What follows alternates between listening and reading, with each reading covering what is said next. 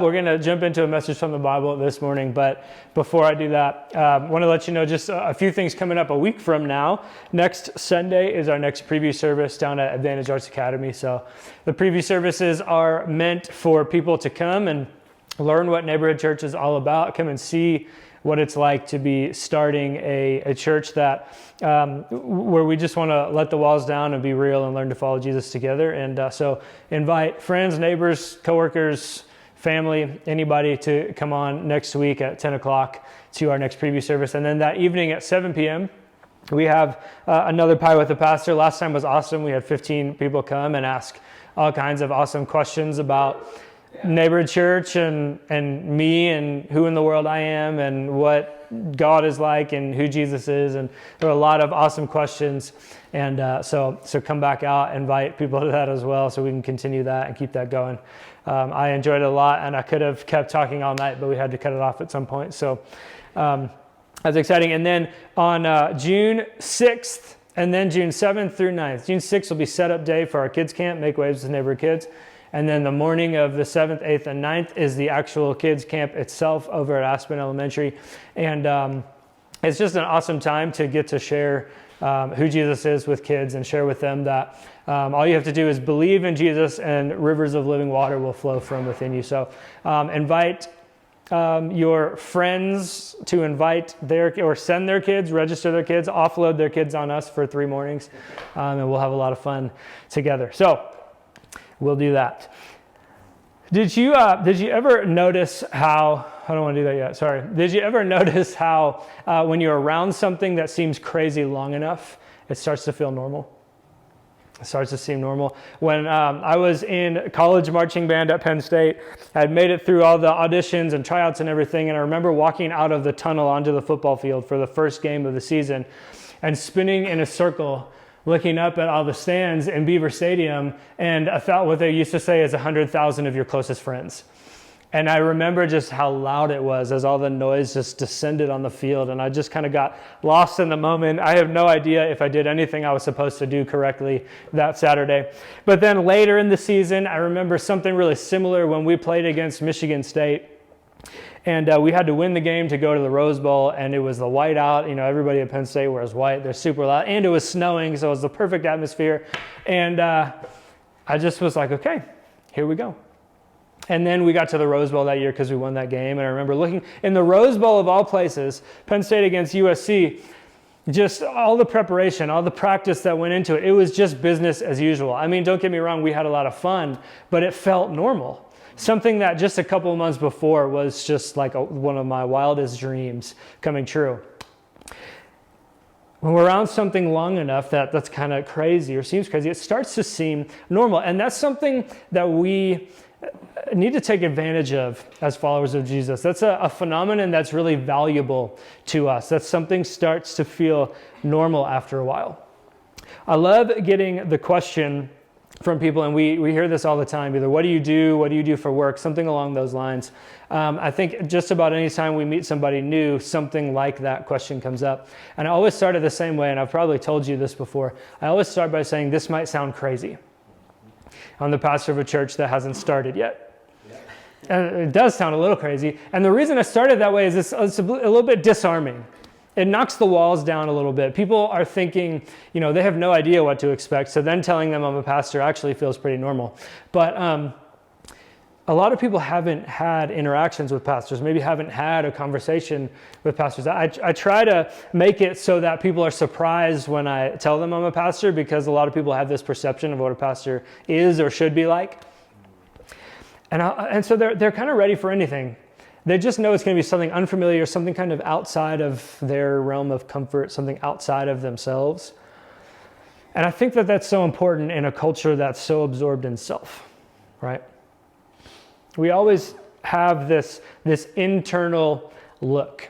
And what happens is it breeds distrust of other people, because we are so focused on ourselves that we don't think of someone else. And we kind of always operate under this assumption that someone else is doing the same thing and thinking only of themselves. And so it raises this question, well, what do they have to gain? What are they getting out of this? And so we as believers, as followers of Jesus, we have to learn to be real. We've got to be authentic, and we've got to be consistent. in our behavior and our words. We've got to practice this thing called integrity. And real simply put, integrity is doing what you say you believe, acting like you believe what you say you believe, so that everything is integrated together in all of our life. Our faith kind of spills out and covers everything, living out what we say we believe. And I don't know if you've thought about this, but what we believe is actually really different from what a lot of people around us believe. That there is one truth, and truth is objective. And that there's one source of morality, and morality is objective. It doesn't work if we say, well, what's good for you is good for me. Because what's good for you might actually not be that good for me. That there's a God who lived as a person and died for people. That's a crazy thought, right? That's not a normal thought outside of Christianity. How about these couple of things that Jesus told his followers to do, that we should love our enemies? That's not something we hear very often or do without the power of Jesus living within us, or that we should serve other people, that we should consider others more important than ourselves and serve them and gain nothing in return. These aren't ideas that a culture operating out of self really embraces. As people who don't know Jesus often think that these are kind of crazy ideas, right? And so my encouragement this morning is to let them, and even make them think we're crazier than they thought in the first place. And we're going to be in 2 Corinthians chapter 5 this morning, and we'll see this idea of kind of this crazy thing maybe starting to become normal. And it's written by a guy named Paul, who's, if you're not familiar with Paul, he's sort of a hero of the faith, started a lot of churches, missionary journeys, all those kinds of things. And he's writing a letter to the people in Corinth, the church in the city of Corinth. And what's really interesting is that there are leaders in that church, in that city, teachers teaching in that church, teaching about God, who are starting to question Paul, and they're kind of doubting him, and they don't trust him. They're kind of throwing mud on his name. And Paul and his friend Timothy are writing into this situation. We'll focus more on Paul than Timothy. But it's sort of this situation like Dick Rowe. Does anybody know who Dick Rowe is?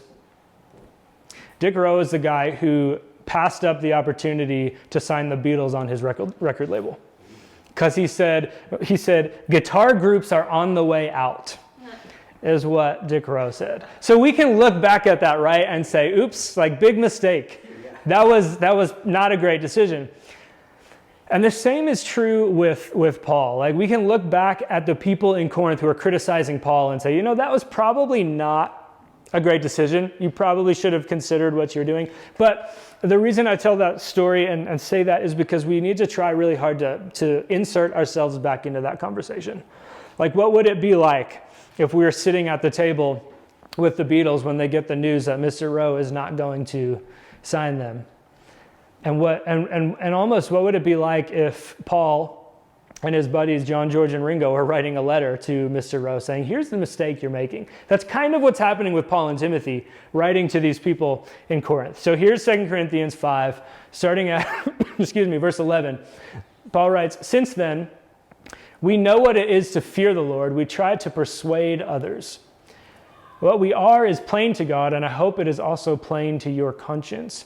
We're not trying to commend ourselves to you again, but are giving you an opportunity to take pride in us, so that you can answer those who take pride in what is seen rather than what is in the heart. So that's kind of how Paul is referring to those teachers who are throwing shade at him. And so what Paul and Timothy are saying is that we know what it is to fear God. We know God's perfection. We know his holiness. And we know that we don't measure up to that. And so we're just trying to persuade people of that. The word persuade, when we use it, often means to convince people. It means trying to help them have confidence in the truth of something, helping them to trust in something. And so Paul and Timothy want people to trust in the truth about Jesus. But it also has another meaning. In this original Greek word has this sense of seeking favor with somebody. So I'm trying to maybe persuade you of my character. I'm seeking favor with you. And so they say, what we are is plain to God. We hope it's also plain to you, to your conscience. So they're kind of saying, making this appeal, saying, we're just being honest with you. We're just trying to be ourselves, be who God created us to be, share the message that God has given us to give. We're not trying to trick you, anything like that. What we are is plain to God. We're just being sincere. But remember, there are these people who are in Corinth who are opposing Paul, and they're criticizing him. And this is kind of what they're saying. They're saying, look at this guy, Paul. He's got a lot of struggles in his life. He's been suffering a lot.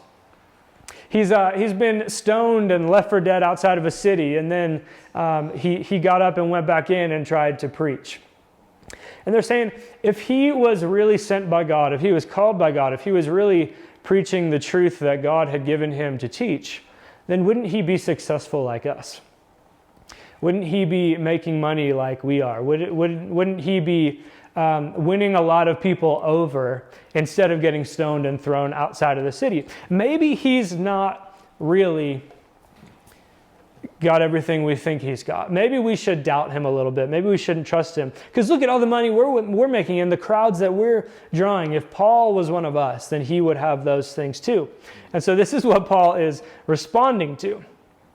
He's saying it's not about what looks like success on the outside. It's not about pride or taking pride in what is seen or bragging about what you have. It's about what's in the heart. That's the thing that's important. Yep.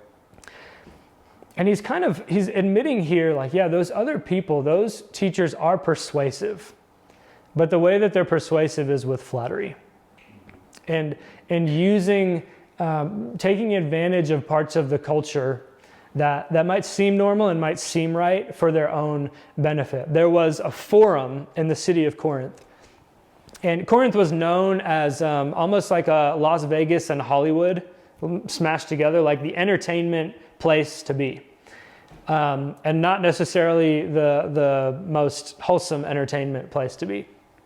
But there was a forum, and people would speak at this forum to audiences, and anyone could go in, but you had to pay a fee to get in.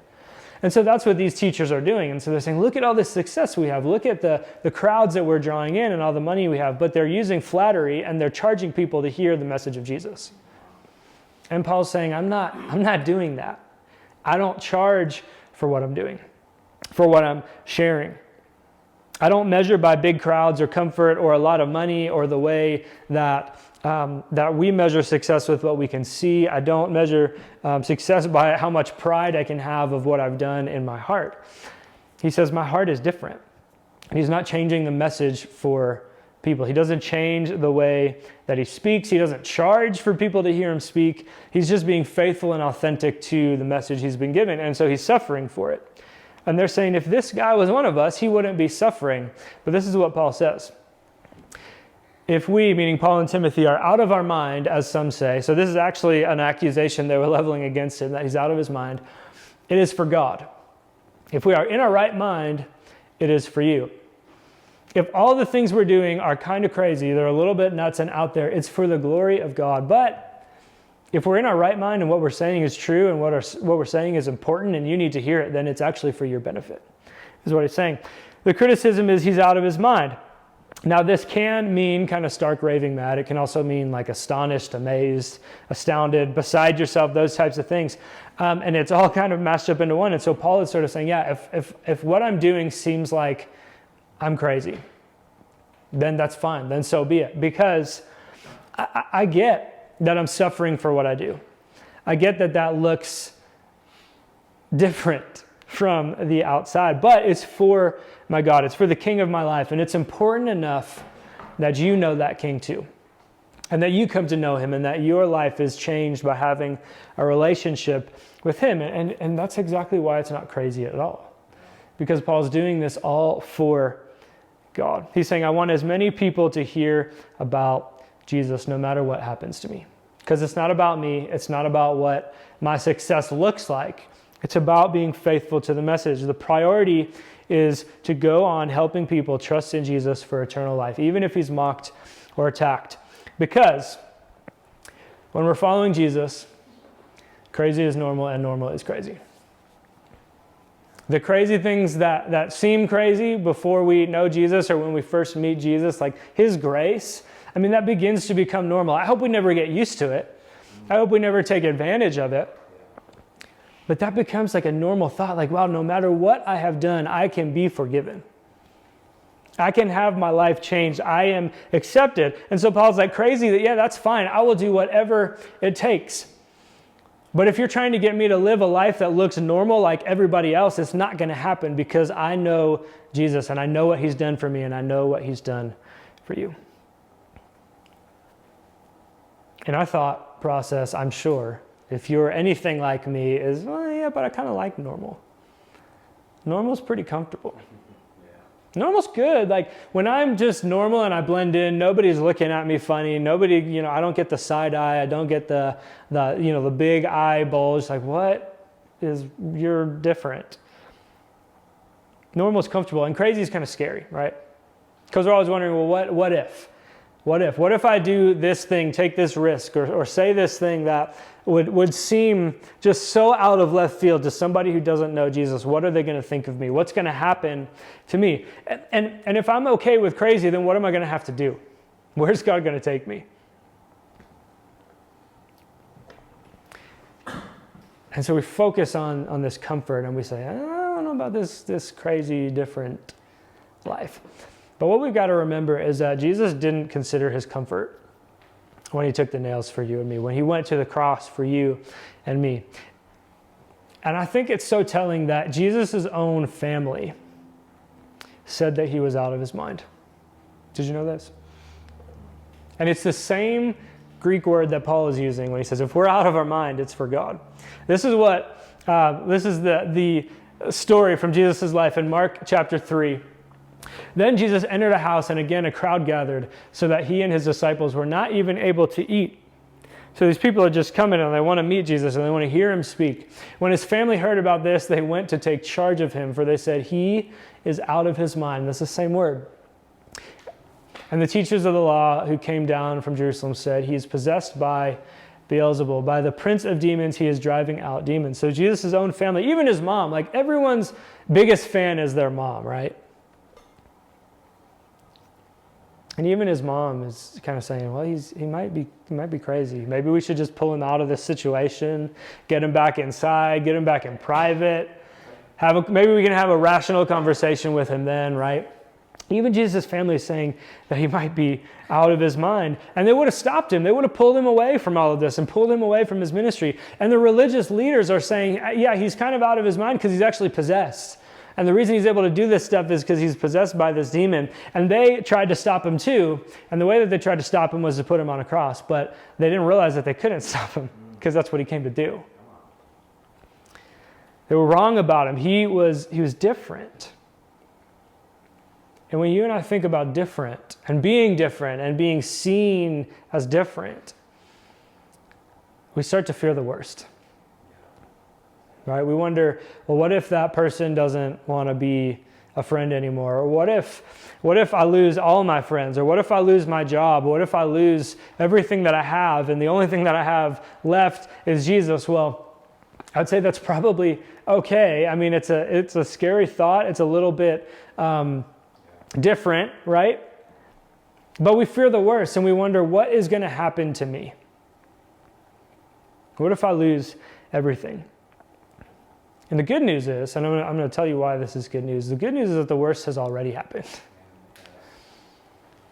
Because God himself died for you and me.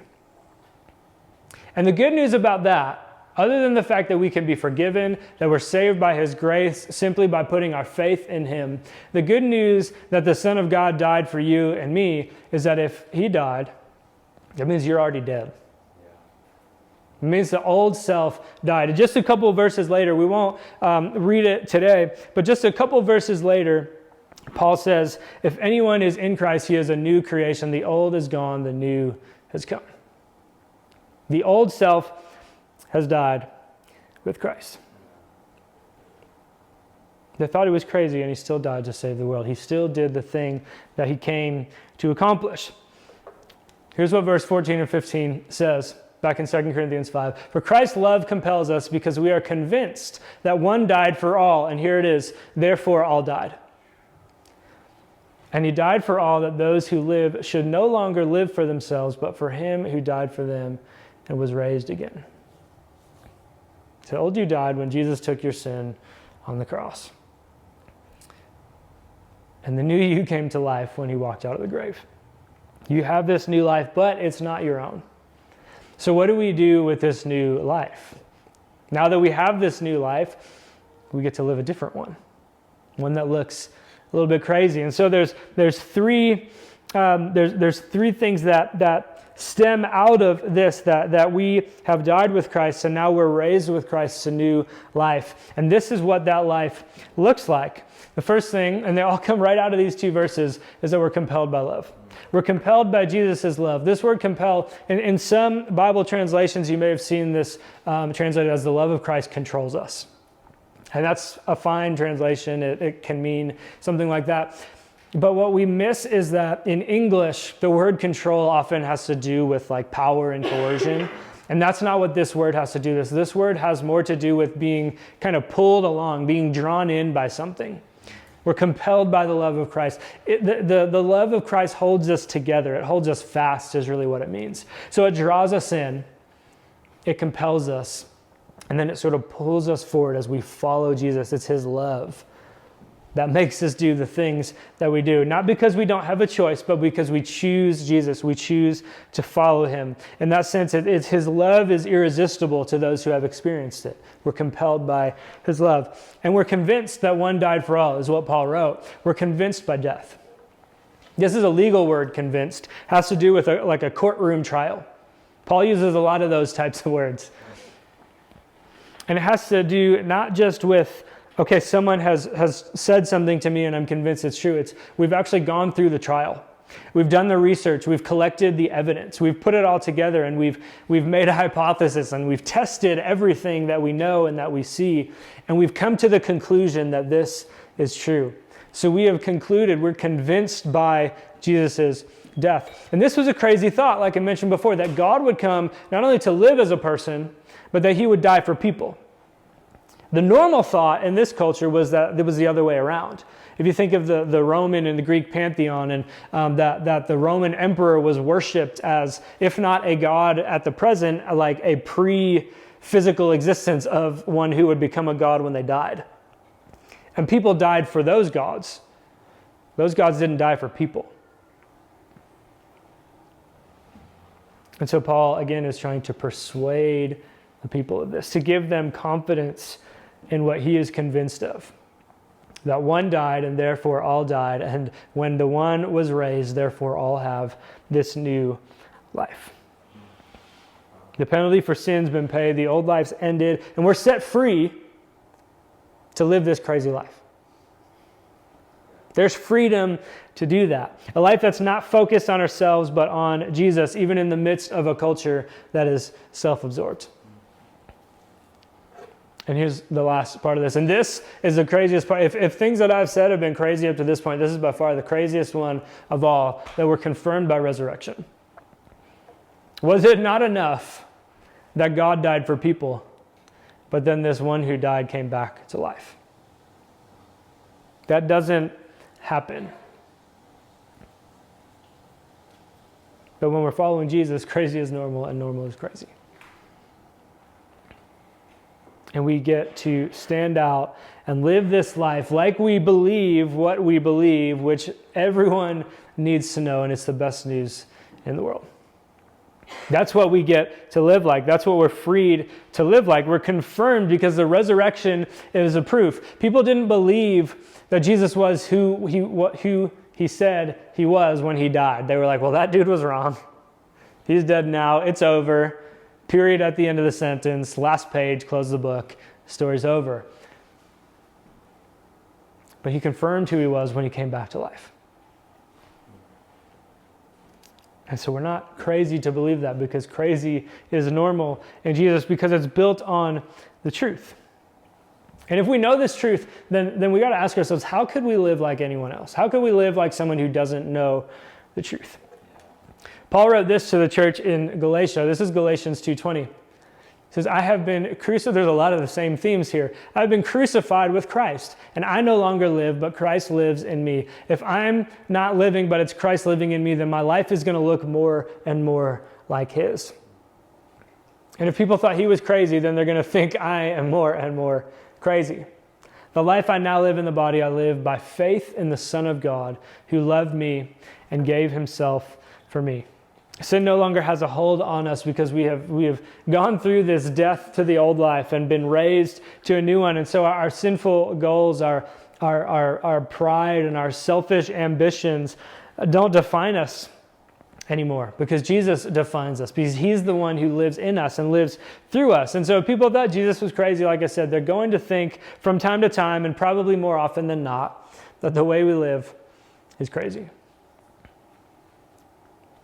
If we treat his teachings on wealth and how to use it and what to do with it seriously, people think I'm a little bit crazy sometimes driving my really awesome tricked out old Civic down the road. But it's because Victoria and I are doing our best to use our money that God has given us and to steward it in a way that he would have us manage it and use it. Crazy is normal and normal is crazy. We are compelled by love, convinced by death, and confirmed by resurrection. And this is how Paul starts the next verse. He says, so that. There's a purpose to all of this. So from now on, we regard no one from a worldly point of view. Though we once regarded Christ in this way, we do so no longer. So Paul is saying that I once had this view of Jesus, that he was a liar, that all of his followers were either fools or were fooling other people, and they all needed to be silenced. Until he had an experience of Jesus where Jesus appeared to Paul in a vision on the road to Damascus, where Paul was going to kill Christians and imprison them. And he has this life-changing experience in the presence of Jesus, and the view of his view of everything changed.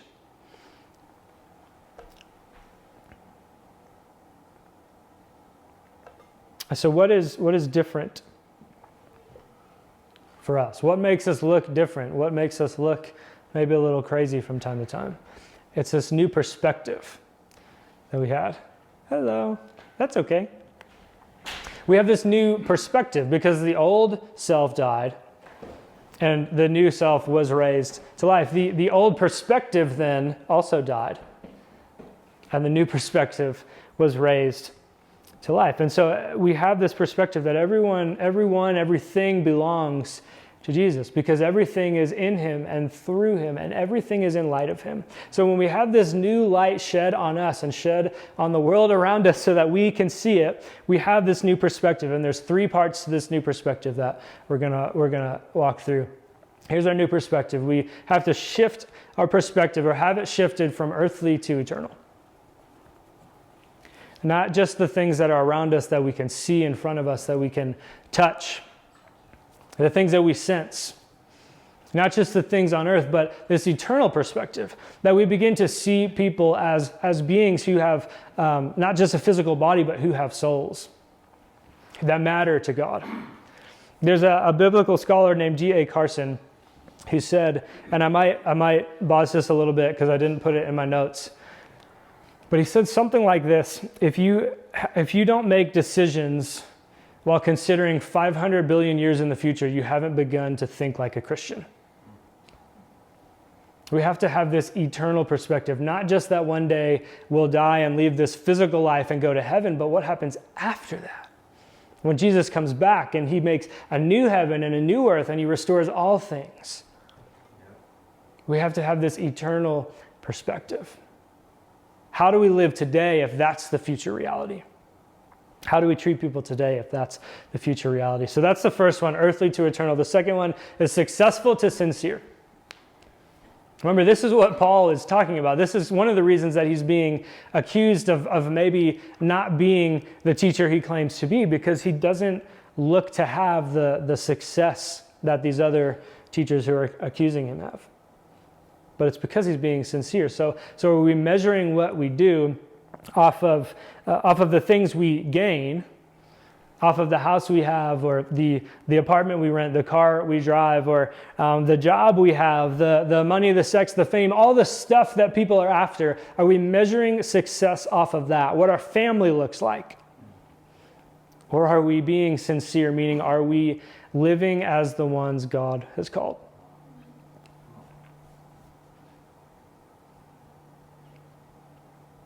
Are we becoming more and more the image of Christ, the image of God in the world? And I don't want us to get caught up too much in this idea of well, I want to be this way. I want to be more generous, but I'm not. So for me to try to be generous is hypocritical. No, that's not true, because nobody's perfect and we're becoming something in Christ. He's transforming us from the inside out. So even though we're talking about being sincere, it's being sincerely who God has made us to be and called us out to be and set us apart to be. What does that sincerity look like? And here's the third one: fruitful to faithful. And I'm just going to be honest with you, this is the one that I struggle with the most. Because the world has a definition of what success looks like. And we're starting something new here, a brand new church, non-denominational church. And so are we approaching things, like we have to take on this attitude of, God, we want to see the fruit of what we're doing. We want to see the fruit of doing what you've called us to do. We want to see new disciples. We want to see Neighborhood Church grow. We want to see it become this healthy, thriving faith community where we're learning to follow Jesus together. We want to see lots of people come to know you who have never known you before. And we want all of us to grow deeper and deeper in our faith. And we want our families to be healthy, not just physically, but relationally. And we want to have good jobs, or maybe we want that promotion or that new position, or we want that raise, whatever it looks like. But God, if I don't get any of that stuff, if I don't ever see any of that, I'm going to choose to be faithful to who you've made me to be. These are the ways our perspectives need to be shifted from earthly to eternal, from successful to sincere, and fruitful to faithful. Because I've said this, I think 100 times this morning, our old self has died. Our old perspective died with Christ, and the new self with the new perspective was raised to life when he walked out of the grave. So we are no longer stuck in that selfish absorption or that rebellion against God. And we have nothing to gain. And so we are completely free to live this life where crazy is normal and normal is crazy. We see everything in the light of Jesus. And I'm going to say again, if people think we're crazy for that, then let them. Because here's the thing. If more people think that we're crazy, then maybe we get to have more conversations where people go, why are you different? When that happened to you, I would have done this, and I would have, punched that person in the mouth. But why did you just let them say that and walk away? And we get to have more of those conversations. When we get to have more of those conversations, more people hear about Jesus. And I'm just speaking strictly statistically, not even factoring in the Spirit of God and how he works. When more people hear about Jesus, more people say yes to Jesus. And more people are convinced of just what Paul is trying to tell them, that they can be forgiven, that they can have new life in Christ. And our lives change too, because we find this sense of purpose. We find this sense of meaning and significance and value. And there's this authenticity, and we don't have to measure up anymore. We don't have to try to keep it together when it's not together. Because it's the love of Christ that compels us, that holds us together. And I want to close with this thought. And if you're like me, you see the news and you see things on social media, and there's 2 wars going on in the world right now, at least. I mean, the big news wars, right? Or maybe one, and one's just on the brink, but we're close enough. Or you see another school shooting, and you see families falling apart and broken, and you see violence and all kinds of different stuff and natural disasters, and you're just like, man, this world is crazy. what is going on in the world? And I just want to say, if that is the perspective that calls following Jesus crazy, then call me crazy every day. If that's the perspective that says following Jesus is crazy, then I think maybe we all need a little bit more crazy in our lives. Maybe crazy is what we all need, because maybe,